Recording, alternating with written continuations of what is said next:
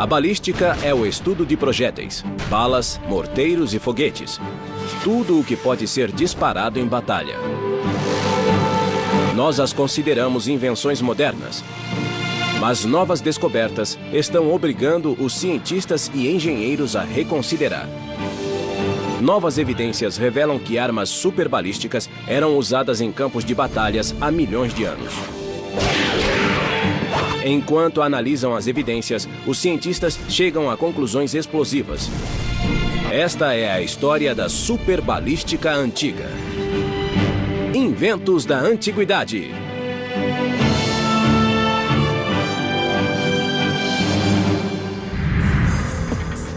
Os antigos criaram armas superbalísticas de grande poder.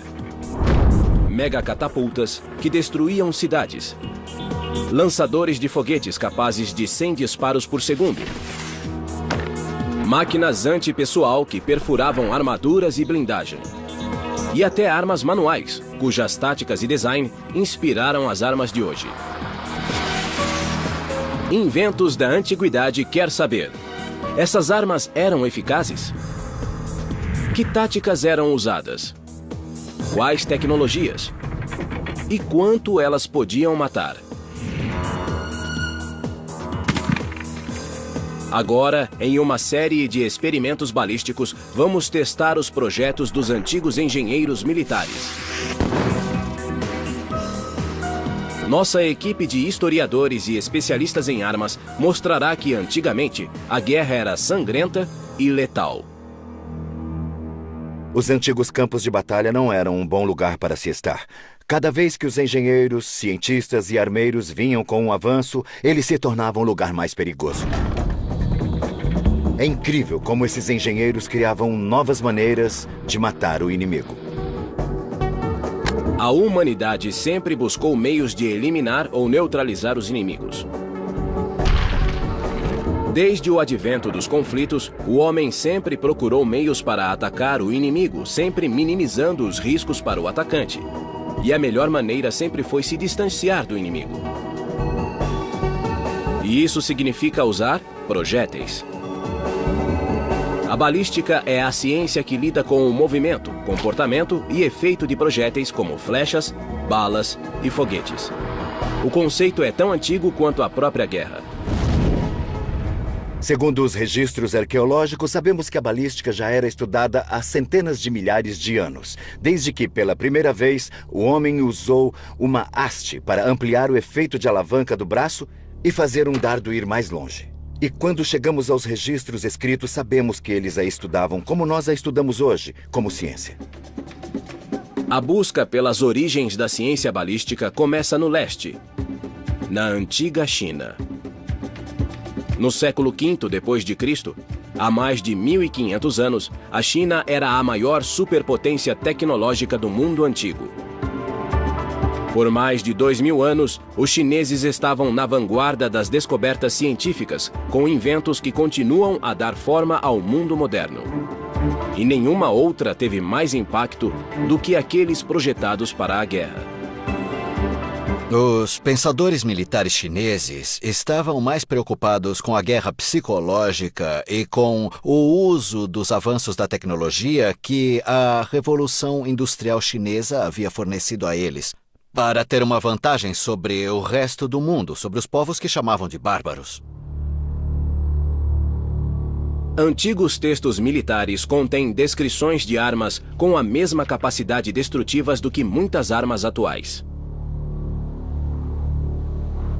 Esta balestra tripla, criada na dinastia Song, era um dispositivo de 7,5 metros que usava 3 arcos para lhe dar potência para disparar projéteis com ponta de metal a até 1.600 metros. 1000 anos atrás, os chineses já criavam armas potencialmente fatais para o campo de batalha. Esta réplica de um antigo lança-chamas podia dispará-las a mais de 9 metros. Puxando uma alavanca, um líquido inflamável semelhante à gasolina ia para um tubo. Ao empurrá-la, o líquido era lançado contra o inimigo ardendo a 480 graus.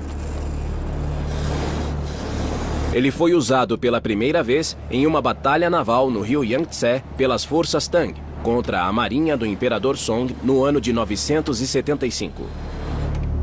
Realmente, o lança-chamas provavelmente é uma das armas mais mortíferas e mais devastadoras, certamente de um ponto de vista psicológico, mas também do ponto de vista de lesões. Podemos imaginar os gritos das pessoas sendo queimadas e torradas pelas chamas. É realmente um equipamento muito devastador. Apesar de ser letal, tinha um alcance limitado. Foi só no século IX que os chineses descobriram aquilo que permitiu o desenvolvimento de armas de longo alcance. É a invenção chinesa que praticamente reescreveu a história da humanidade. A pólvora. Acredita-se que a pólvora tenha sido descoberta em meados dos anos 800. Antes era usada em fogos de artifício, mas os militares logo viram o seu potencial para a guerra. Foi o uso da pólvora como propelente de mísseis pelo campo de batalha que mudou a história da guerra e introduziu uma arma associada ao campo de batalha moderno: o foguete. Além dos chineses terem inventado a pólvora por volta do ano 1100, eles notaram que, variando as proporções dos ingredientes usados, podiam produzir uma pólvora para atender a necessidades específicas. E uma delas era a pólvora de queima lenta e uniforme, necessária para lançar foguetes. Mas ainda havia muito a fazer. Sem orientação, o foguete teria uma trajetória desgovernada. Para fazê-lo voar na direção do inimigo, os chineses começaram a investigar as suas propriedades balísticas. Para tanto, se inspiraram em um projétil que existia há séculos: a flecha. Adaptando o uso de aletas para estabilizar a trajetória, eles podiam disparar o foguete na direção do inimigo. Este é o princípio aerodinâmico sobre o qual se baseia a tecnologia atual e que deu aos chineses a vantagem tática na Batalha de Kakeng no século XIII, quando rechaçaram os mongóis com uma tempestade de foguetes. Não satisfeitos, os chineses estudaram novos usos para sua nova arma. Eles tentaram lançar não apenas um, mas centenas deles. O lançador de 100 foguetes era um equipamento extremamente sofisticado e engenhoso para os seus dias. Ele consistia basicamente de uma caixa montada sobre um carrinho de mão. Este era um carrinho de mão simples, de uma roda só, como aquele usado nas fazendas chinesas há centenas de anos. Os foguetes eram disparados usando um único estopim. E para garantir a dispersão, os lançadores eram mais largos no topo e mais estreitos na base. Portanto, quando disparados, os foguetes se espalhavam pelo campo de batalha. E assim, era muito mais eficaz como arma psicológica, porque ninguém sabia o que iam atingir. 100 foguetes eram disparados mais ou menos simultaneamente, espalhando-se por uma área bem larga. Suas trajetórias eram disfarçadas pela fumaça e pelas chamas, e todo o exército inimigo morreria de medo dessa coisa, pois embora fossem apenas 100 projéteis, seria impossível saber quem estava na zona de perigo e quem não estava. A chuvarada de milhares de flechas com foguetes lançada contra o inimigo tinha o mesmo efeito psicológico dos lançadores de foguetes dos campos de batalhas atuais.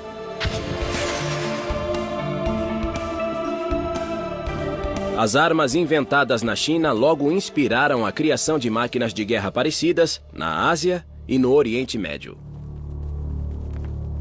Em Seul, a atual capital da Coreia, o Museu Memorial da Guerra contém evidências de um lançador de foguetes criado no ano de 1400, 500 anos antes dos lançadores de foguetes das Forças Armadas da atualidade. A máquina foi criada a partir do modelo chinês. Cientistas desenvolveram um lançador de foguetes Huatia, uma arma antipessoal capaz de lançar 100 foguetes de uma só vez. O Huatia foi amplamente utilizado durante a invasão japonesa da Coreia no século XVI. Aparentemente, em uma batalha, 3.000 soldados coreanos rechaçaram mais de 40.000 soldados japoneses com a ajuda de apenas 40 lançadores de foguetes Huatia. Para aumentar o seu alcance e devastação, os foguetes eram disparados a 45 graus, aumentando a zona de perigo da arma para 137 metros. Você pode imaginar milhares e milhares de flechas em chamas atingindo as fileiras da infantaria inimiga. A carnificina seria indescritível. Mas as armas à base de foguetes ainda foram incrementadas pelos militares chineses. No Museu Militar de Pequim, existem evidências de que os comandantes encomendaram lançadores de foguete de mão, mais leves. É incrível pensar que eles conseguiram desenvolver um lançador de foguetes à mão. Foi como uma das primeiras bazucas ou lançador de granadas. Talvez não tão preciso quanto a versão moderna, mas com certeza era assustador no antigo campo de batalha. Pela primeira vez em 500 anos, a equipe de inventos da antiguidade testará essa arma mortífera.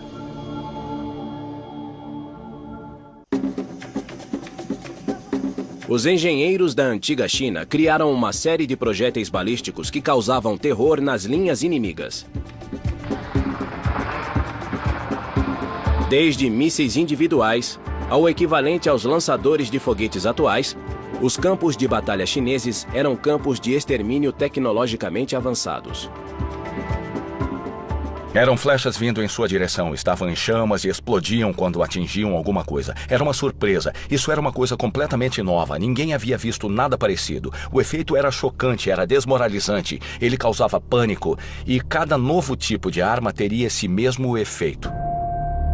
Mas, em um esforço para produzir artilharia pesada, os engenheiros chineses aplicaram um princípio diferente: a alavanca. Textos antigos contêm instruções misteriosas para uma máquina intrigante. No Museu Militar de Pequim, historiadores recriaram a máquina. Desenvolvida e fabricada pela primeira vez no século VII, Xuanfeng, ou turbilhão, era a mais precisa das antigas catapultas. Ela era usada para atingir alvos específicos, como generais inimigos ou outras catapultas. A máquina era leve e versátil e podia ser rapidamente deslocada para uma nova posição. A grande vantagem é que podia girar num arco de 360 graus, então possuía uma capacidade de disparo circular e, obviamente, era útil para rechaçar possíveis ataques pela retaguarda ou ameaças vindas de múltiplas direções. O princípio tecnológico é que a força que puxa a ponta curta da alavanca é transmitida pela ponta longa até o peso na outra extremidade. Assim, o projétil podia ser lançado a mais de 60 metros. Esta catapulta teve seu auge na dinastia Tang, quando um relato do ano 617 fala do uso de mais de 300 turbilhões. Os chineses revolucionaram as máquinas superbalísticas leves, mas para investigar as máquinas pesadas, os cientistas precisam recorrer aos engenheiros do antigo Mediterrâneo. Para investigar essas armas, os cientistas estudam o conceito básico de funcionamento de todas as catapultas: a torção. As catapultas de torção utilizam uma corda feita de pele e tendões de animais. As fibras são elásticas. Ela se estica enquanto são enroladas em um núcleo, armazenando energia potencial. No Museu Militar Fort Nelson, na Inglaterra, historiadores recriaram a balista grega. A balista grega foi criada por volta de 400 a.C. e era colocada dentro de torres de cerco blindadas.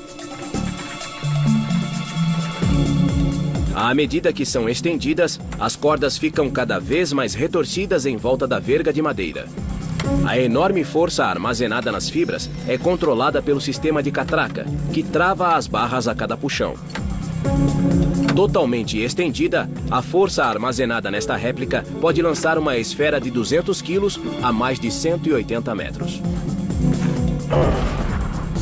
Se você puser 8 homens alinhados e cada um deles lançar uma esfera de pedra, você não teria o efeito multiplicado por 8. Só teria uma fileira de esferas de pedra uns poucos metros à sua frente. Se você enrolar uma dessas enormes molas de torção, toda a energia de 8 homens é então capturada na mola. E você pode usá-la quando quiser. Mas foram os romanos que aperfeiçoaram a arte de fabricação das catapultas. Mais de 2000 anos atrás, os romanos eram a maior força de combate do mundo antigo.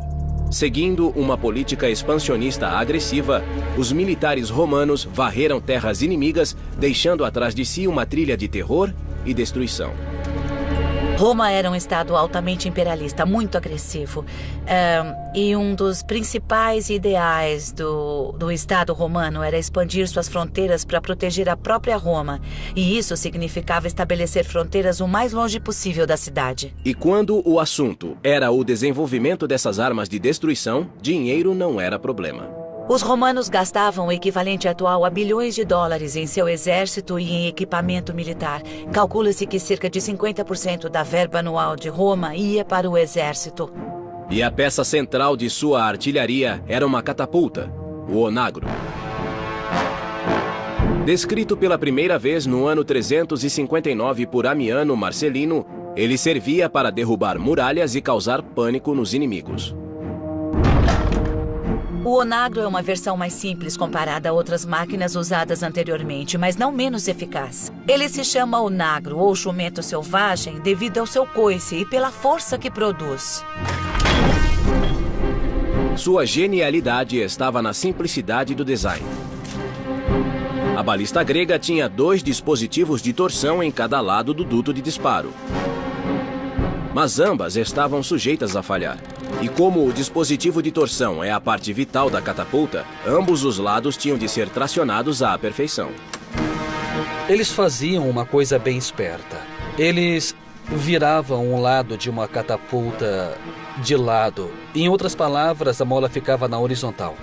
Colocando metade de uma balista na lateral, era preciso construir, manter e defender apenas um dispositivo de torção, liberando assim recursos e homens para outras necessidades militares. O onagro se tornou a base da artilharia romana, como o canhão Howitzer é para os exércitos atuais. A primeira vez que qualquer uma dessas armas era vista por alguém que não estava habituado a elas, o seu impacto era incrivelmente devastador e desmoralizante. Essas armas, como os onagros, são o equivalente antigo dos mísseis balísticos. Isso significa que se pode travar a guerra a uma distância maior e com muito mais segurança. Como parte de sua pesquisa de balística antiga, a doutora Kate Gilliver construiu uma réplica de onagro romano. Tem um fantástico modelo em escala de um onagro aqui, que é o mais preciso que é possível fazer de acordo com as descrições que ainda restam do mundo romano. É uma peça de equipamento fantástica e teria sido muito eficaz no mundo antigo. Ele consiste de uma série de elementos que o tornam uma arma muito eficaz. Aqui temos o braço, e é isto que age como suporte, e é para cá que vem a força necessária para lançar o projétil. Aqui embaixo temos as cordas. É aqui que a energia de torção é armazenada, as cordas são torcidas, e à medida que o braço é puxado para trás, elas se torcem ainda mais, e uma grande quantidade de energia é então armazenada nessas cordas. Esta réplica de onagro, usada no filme Gladiador, fica na Inglaterra, no Museu Militar Fort Nelson.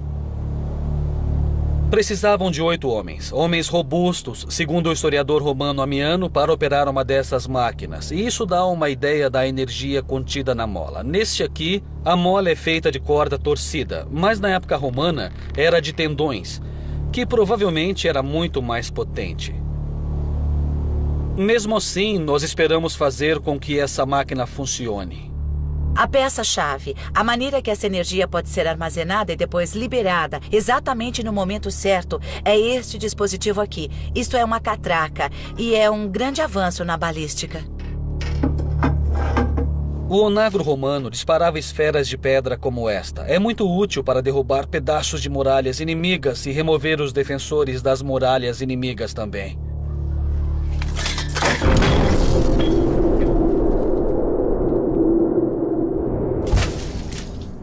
Com o colapso do Império Romano no Ocidente, o conhecimento dessas máquinas ficou perdido por séculos. Contudo, outro tipo de catapulta surgiu no Ocidente. Em vez de depender da energia armazenada da catapulta de torção, essa máquina usava a energia potencial da gravidade. Parem! Nossa equipe vai à Dinamarca, no norte da Europa, para testar a maior catapulta antiga da Terra.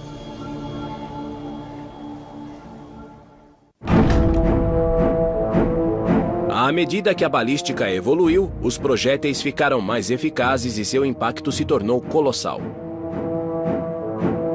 Muralhas cada vez mais grossas eram construídas para suportar os impactos. Na Idade Média, as muralhas chegavam a até 7 metros de espessura, mais largas do que 10 homens enfileirados. Para atacar o exército que fazia o cerco, era preciso desenvolver uma arma de assalto muito mais poderosa. Na China, foi criada uma máquina que se tornaria a força dominante nessa tecnologia durante centenas de anos. Por volta de 1500 anos atrás, mais ou menos, a partir dessa época, ele chegou até a Índia e ao Oriente Médio e finalmente chegou à Europa. Achamos que possivelmente por volta do ano 1000. E então espalhou-se rapidamente pela Europa e logo se tornou uma das principais armas das grandes guerras. O trabuco era capaz de lançar o equivalente a um carro por 500 metros. Era devastador. Na Dinamarca, o Dr. Peter Veming construiu uma réplica de um trabuco para pesquisar sua potência. Temos muitos dados sobre essas máquinas, então o seu funcionamento está muito bem documentado. O trabuco está no litoral da ilha Falster, onde arqueólogos construíram uma réplica de uma cidade medieval completa com uma pousada e um porto. Contudo, nas margens do rio, existe algo que qualquer general ou capitão da artilharia reconheceria 1000 anos atrás. Uma catapulta de 15 metros de altura. Um trabuco. O trabuco é um avanço nas catapultas de torção porque o seu alcance é muito maior. Isto aqui tem muito mais potência e existem muito mais detalhes que podem ser ajustados para você conseguir exatamente o disparo que quer. A caixa contendo 1.800 quilos de pedras é presa a uma ponta de um contrapeso. Homens giram as rodas que enrolam a corda em uma barra. E isso faz descer um enorme braço de lançamento. Parem! O projétil de 18 quilos é carregado em uma funda que fica em um canal. A energia potencial armazenada no sistema é de 3.000 kJ. A máquina está pronta para disparar. Peter vai testar a precisão e a potência da máquina e, para isso, colocou um alvo no rio. Ele vai usar um radar de mão para medir a velocidade da esfera ao sair da funda.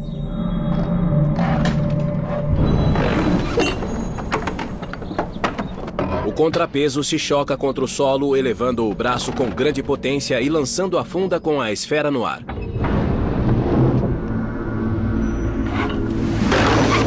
A máquina tem uma precisão de 90 centímetros. Mas e sua velocidade? 68, é veloz. Uma esfera de 19 quilos viajando a 68 km por hora produz quase 3 megajoules de energia, ultrapassando o poder de fogo de muitos canhões à pólvora. Ela usa o princípio de uma funda simples. É uma tecnologia bem simples, mas bem precisa e exata. Impactos contínuos com essa força poderiam transformar muralhas de castelos em pó. O trabuco era uma arma multiuso, podendo lançar qualquer coisa que se quisesse. Há pessoas que construíram máquinas que podem lançar carro, pianos e coisas assim, então pode-se usar pesos bem consideráveis. Relatos escritos afirmam que cavalos mortos eram usados com frequência e um cavalo é bem pesado. Embora as muralhas dos castelos fossem feitas de pedra, outras construções e também as casas dentro deles eram feitas de madeira, por ser um recurso muito mais barato e de fácil acesso. Mas também eram muito mais vulneráveis a ataques pelo fogo. Se o inimigo conseguisse passar as muralhas de pedra e incendiar a parte interna do castelo, a perda de vidas e capacidade de defesa seria enorme. O fogo é devastador. Se atingir madeira ou pessoas, é uma arma terrível. E havia um projétil balístico para isso. E ele era lançado com o trabuco.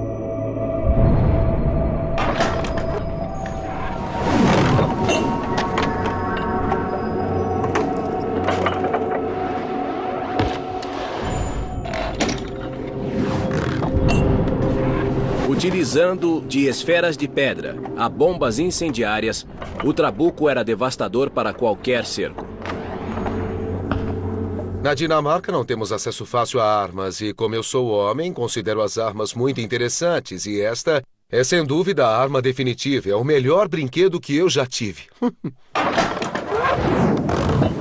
Mas nem todos os conflitos eram travados além dos fossos e muralhas dos castelos. Muitos ocorreram em batalha. Milhares de soldados se enfrentavam no campo. Mas como os comandantes atacavam tantos inimigos antes da invenção do morteiro ou da metralhadora? Eles tinham de inventar sua própria versão dessas armas. Existem evidências de que os antigos inventaram armas antipessoal e também o equivalente às armas automáticas de hoje.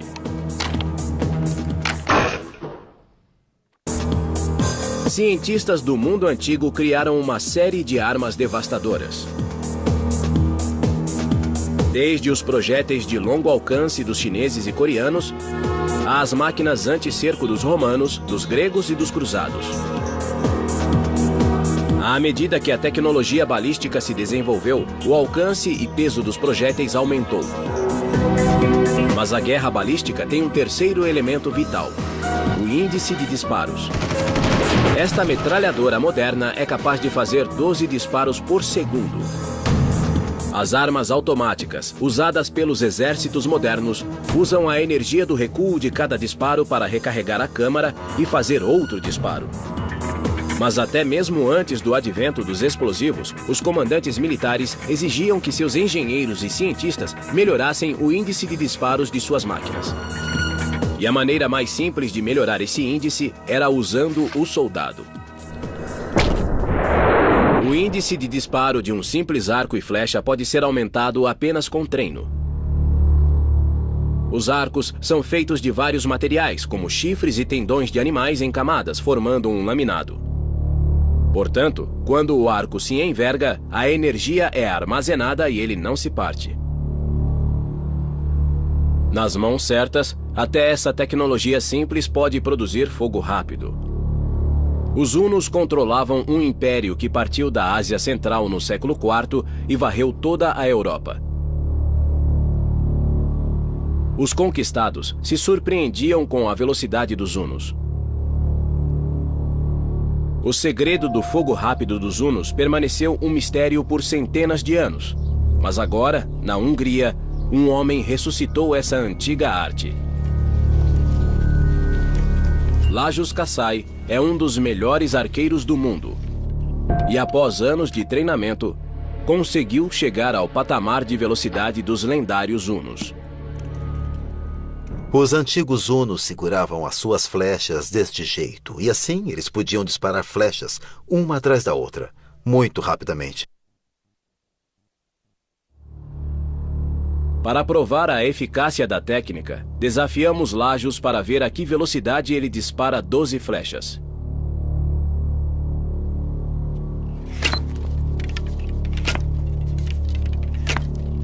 Lajos consegue atingir todos os alvos móveis. E o faz a uma velocidade incrível.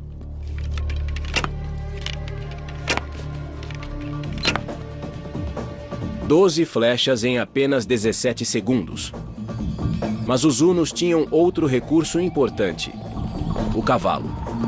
Eles eram cavaleiros e usavam a sua grande habilidade para executar ataques e manobras velocíssimas. Agora, Lajos tentará manter o seu índice de fogo no dorso de um cavalo, galopando a 32 km por hora. Solta! Solta! Solta! Solta!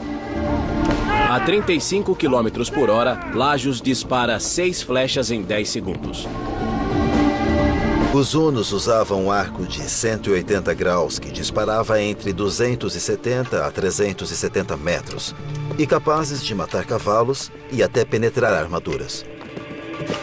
Essas tropas de assalto estavam entre as mais bem treinadas do mundo antigo. E o mesmo se aplica aos dias de hoje. Comandos e unidades de paraquedistas executam ataques em território inimigo. Com sua velocidade, eles podem facilmente fazer um cerco. Mas isso não era problema para os arqueiros hunos.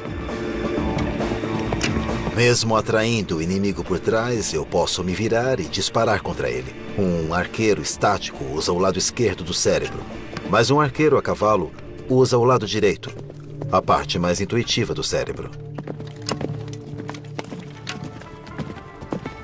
Mas seu sucesso ainda dependia do treino e habilidade do cavaleiro.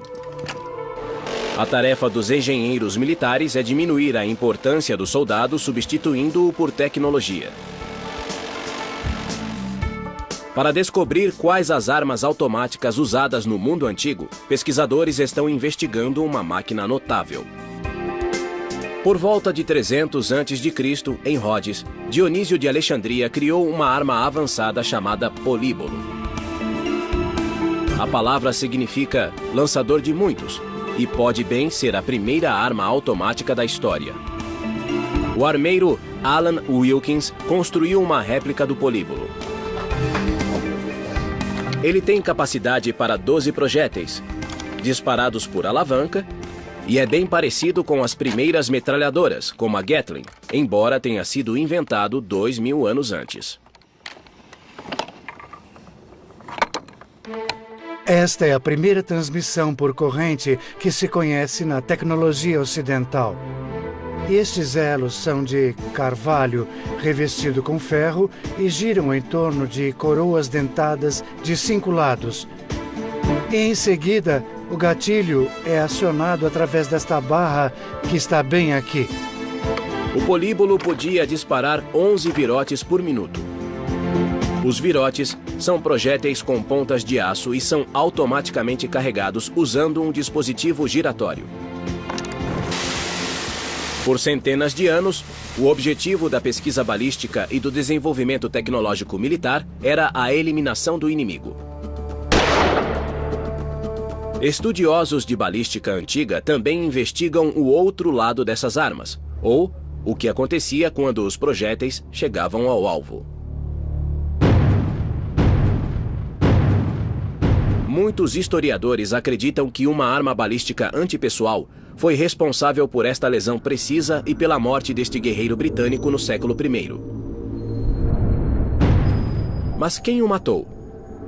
E qual arma foi usada?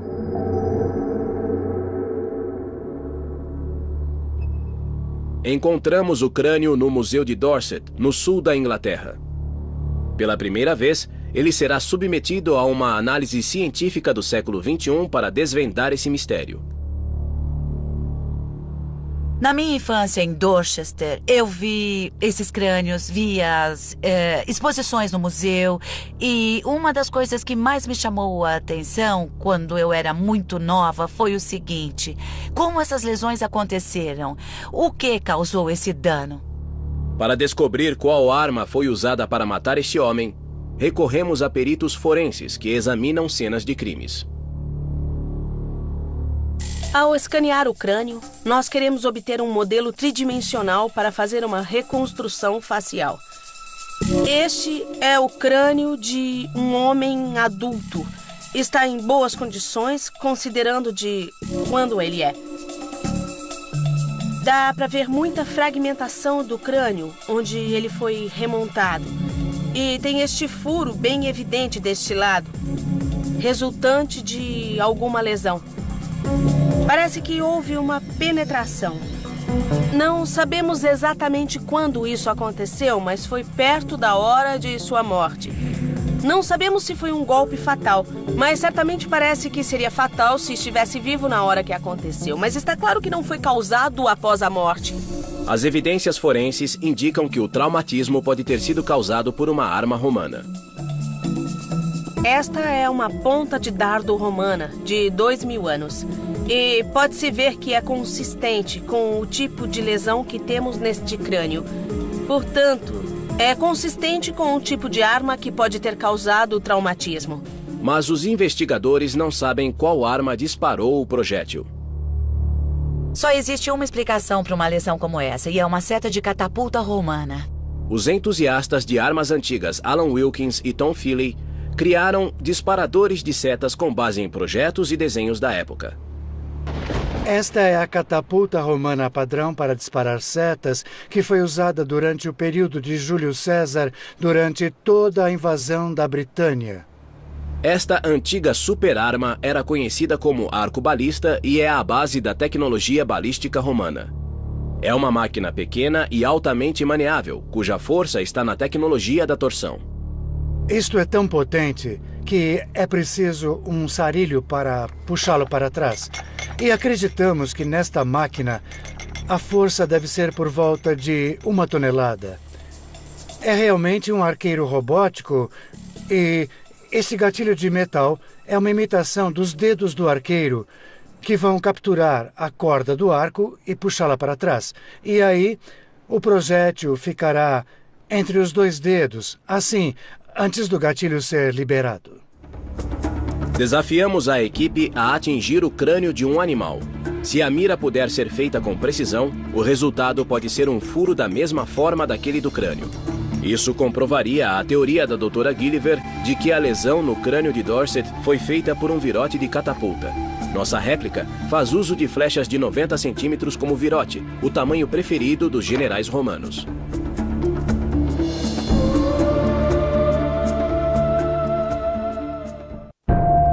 Cientistas estão tentando solucionar um enigma de 2000 anos. A análise deste crânio antigo revelou uma lesão misteriosa e fatal. Acredita-se que seja um guerreiro britânico, possivelmente morto durante o cerco romano ao Castelo Maiden, em Dorset, na Inglaterra, no século I. A investigação é para descobrir qual foi a arma utilizada. Nossa equipe de especialistas está para testar o suspeito mais provável, uma arcobalista romana. Será que suas setas causarão uma lesão idêntica neste crânio de animal?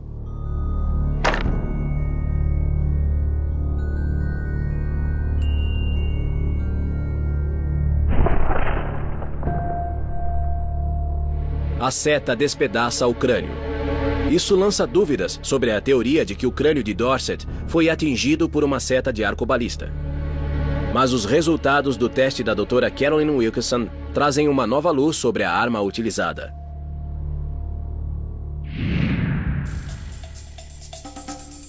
A análise mostra que o ferimento de entrada está em ângulo.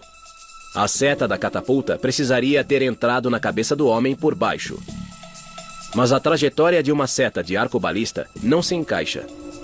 Ao voar pelo ar, ela desceria sobre a vítima, não subiria. Portanto, a arcobalista vai para o fim da lista de suspeitos. Uma arma padrão da infantaria romana era o pilo, um tipo de dardo pesado. Esta é uma arma de curtíssimo alcance, usada contra oponentes com armadura, porque este pilo pesa 3,5 kg. Portanto, ela penetraria a armadura e era lançada deste jeito, a cerca de 5 metros, penetrando o inimigo. O pilo será testado. Se o furo no crânio foi provocado por um pilo, a equipe estará mais perto de descobrir o que matou o dono do crânio.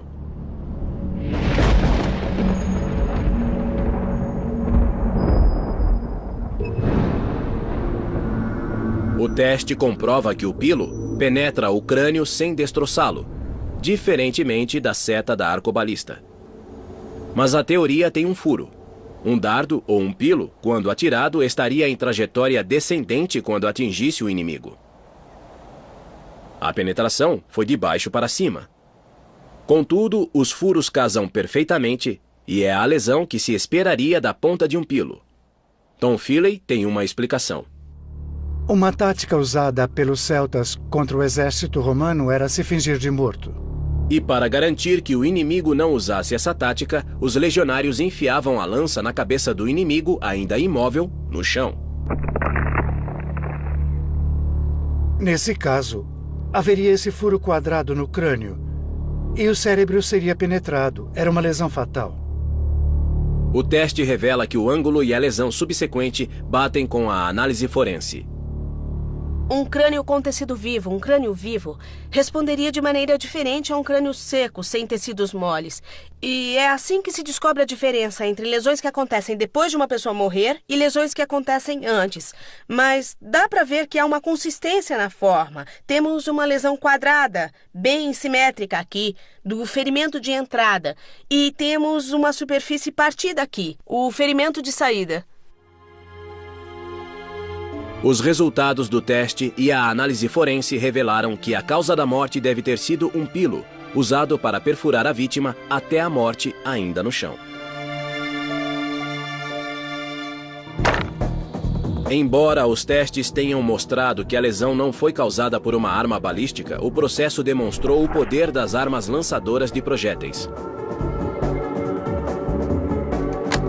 E outros experimentos e investigações revelaram o potencial de devastação da ciência balística. A artilharia de peso, como trabucos, armas antipessoal, como flechas-foguete e técnicas de disparos rápidos, como aqueles usados pelos Hunos, são apenas algumas das opções disponíveis aos comandantes, e tudo isso graças aos seus cientistas e engenheiros militares. Mas existe uma arma da antiguidade que reúne todos esses fatores: o poder de fogo, o alcance e a maneabilidade. É uma arma cuja funcionalidade se encaixaria nas batalhas de hoje: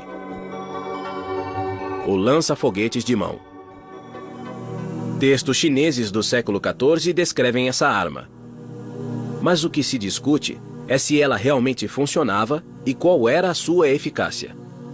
Hoje, nossa equipe de armeiros e especialistas em explosivos vão testar a super-arma dos chineses antigos. O experimento será realizado no sul da Inglaterra.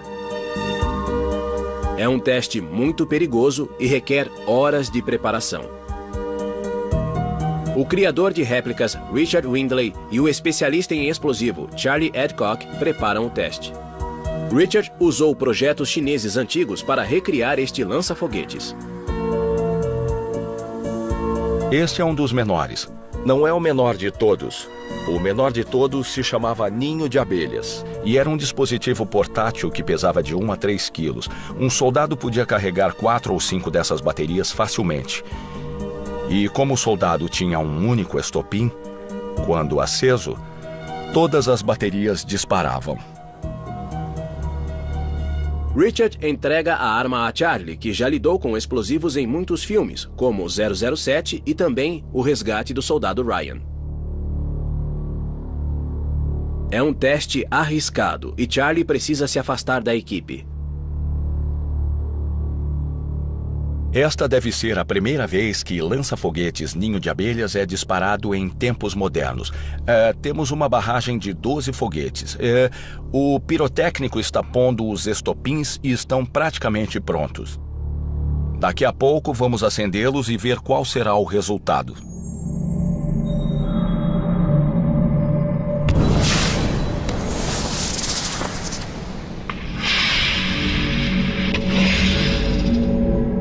Filmamos em super câmera lenta, a 10.000 quadros por segundo, 2.000 vezes mais devagar que o normal. Após a ignição, os foguetes partem do lançador em uma devastadora bateria de fogo. Em menos de 1 segundo, todos os 4 foguetes se dispersam percorrendo até 150 metros.